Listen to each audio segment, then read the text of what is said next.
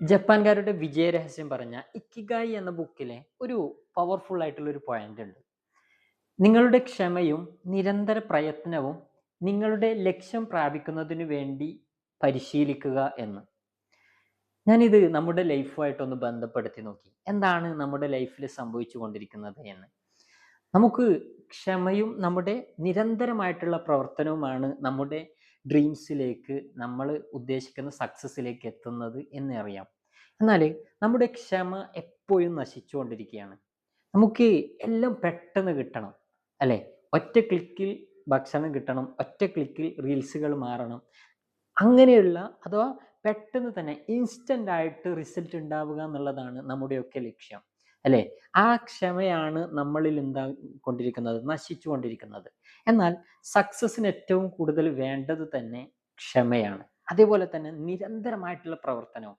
ഇത് രണ്ടുള്ളവർ പറഞ്ഞതാണ് സക്സസ് എന്നത്. കാരണം ഏതെങ്കിലും ഒരു സമയത്ത് ഓടിക്കൊണ്ടിരിക്കുന്നു, ഇത് എത്തിയില്ല എന്ന് കണ്ട് തിരിച്ചു വരുന്നവനല്ല സക്സസ് ഉണ്ടാവുക. ഇതിന്റെ അവസാനം വരെ ഓടുന്നവനാണ് സക്സസ് ഉണ്ടാവുക. അതുകൊണ്ട് നിങ്ങൾ തോൽക്കുന്നതൊന്നും നിങ്ങളുടെ തോൽവി ആയതുകൊണ്ടല്ല, വിജയിക്കുന്നത് വരെ നിങ്ങൾ ഓടാത്തത് കൊണ്ടാണ്, ക്ഷമിക്കാത്തത് കൊണ്ടാണ്. നമ്മൾ ഒരു ഉദാഹരണം പറയുകയാണെങ്കിൽ, നിങ്ങളൊന്ന് സങ്കല്പിച്ചു നോക്കിയാൽ മതി. നിങ്ങളൊരു വിത്ത് നടുന്നു, വിത്ത് നട്ട് പിറ്റേ ദിവസം അതിനൊന്ന് വെള്ളമൊഴിച്ചു, അങ്ങനെ ഓരോ ദിവസവും നമ്മളിങ്ങനെ കുറച്ചൊക്കെ വെള്ളമൊഴിച്ചു. ഒരു 2 വീക്സ് വരെ നമ്മളതിങ്ങനെ പരിപാലിച്ചു കൊണ്ടിരുന്നപ്പോൾ അതിൻ്റെ ഒരു മുള വരെ പുറത്തേക്ക് വന്നിട്ടില്ലെങ്കിൽ നമ്മൾ നിരാശ്രയനാവും, അല്ലേ? നമുക്ക് സങ്കടമാവും. നമ്മളത് ഒഴിവാക്കിയിട്ട് വേറെ പണിക്ക് പോകും, അല്ലേ? നമ്മൾ അതോടുകൂടെ നമ്മളുടെ നിരന്തരമായിട്ടുള്ള പ്രവർത്തനം അവിടെ നിന്നു, നമ്മുടെ ക്ഷമ നശിച്ചു. കാരണം നമുക്കിത് പെട്ടെന്ന് വരണം. പക്ഷേ അതുവരെ ഈ വിത്ത് ചെയ്യുന്നത് അതിൻ്റെ വേര് മണ്ണിൽ ആഴ്ന്നിറക്കാനുള്ള ഓരോ ശക്തിയും ഇങ്ങനെ പ്രാപിച്ചു കൊണ്ടിരിക്കുകയായിരിക്കും. പക്ഷേ നമുക്കതിൻ്റെ റിസൾട്ട് കാണാത്തത് കൊണ്ട് നമ്മൾ അതിനെ ഒഴിവാക്കി പോയി. ഒരു ഷോപ്പ് തുടങ്ങി, ഒരു ബിസിനസ് സ്റ്റാർട്ട് ചെയ്ത്, നമുക്ക് ആദ്യത്തെ ഒരു മാസം കസ്റ്റമേഴ്സ് ഒന്നുമില്ല, വളരെ നഷ്ടത്തിലായി.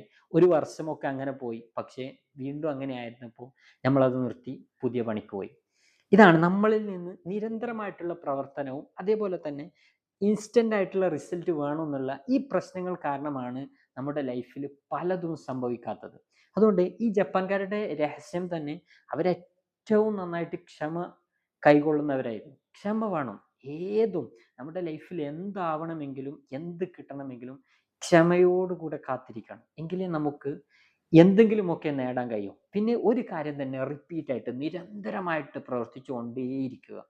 അല്ലാതെ നമ്മളിപ്പം വിത്ത് നട്ടതുപോലെ അതിന് എല്ലാ ദിവസവും വെള്ളം നട്ട് വെള്ളം ഒഴിച്ച് ഓരോന്ന് കുറേ വർഷങ്ങൾ അത് കാത്തിരിക്കണം. എങ്കിലേ അത് നമ്മൾ ഉദ്ദേശിക്കുന്ന ആ റിസൾട്ടിലേക്ക് എത്തും. അതുകൊണ്ട് നമ്മുടെ ലൈഫിലുള്ള പുതിയൊരു സ്കില്ല് അല്ലെങ്കിൽ പുതിയൊരു അറിവ് പഠിച്ചാൽ അതിൽ നിന്ന് പെട്ടെന്ന് എനിക്ക് റിസൾട്ട് ഉണ്ടാവണം എന്ന് ചിന്തിക്കരുത്. അതിലൊരുപാട് കാലം ക്ഷമയോടുകൂടെ നിരന്തരം പ്രവർത്തിച്ചു കൊണ്ടിരിക്കണം. എങ്കിലേ നമുക്ക് എന്തെങ്കിലുമൊക്കെ ആവാൻ കഴിയൂ.